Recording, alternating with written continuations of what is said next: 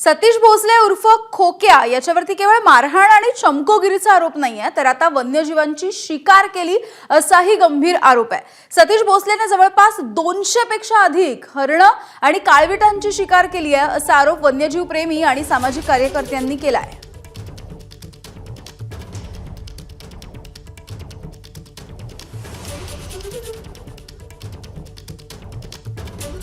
तर सतीश भोसले याने शेकडो वन्यजीवांची शिकार केली असा आरोप होताना दिसतोय। सामाजिक कार्यकर्त्यांचा आणि वन्यजीव प्रेमींचा हा आरोप आहे। हरिण, काळवीट आणि मोरांची त्यांनी शिकार केली असा दावा होतोय।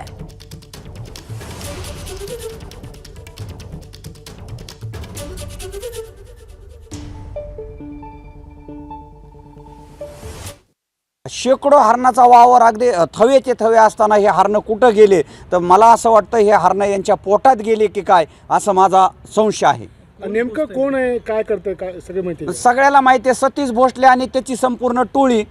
आपण पाहतोय त्यांचा मोरख्या कोण आहे, सतीश भोसले। मग आता त्याच्या अंगावरती सोनं, ह्या गाड्या पाहून ह्या तस्करीमधून बी मला काही एवढं त्याचं नॉलेज नाही, पण याची काही तस्करी, काही भाग, काही म्हणजे त्याची विक्री करून त्याचा पैसा जमा करून कदाचित एवढं मोठं सोनं, गाड्या असू शकतात, काय सांगता येत नाही। एबीपी माझा, उघडा डोळे बघा नीट।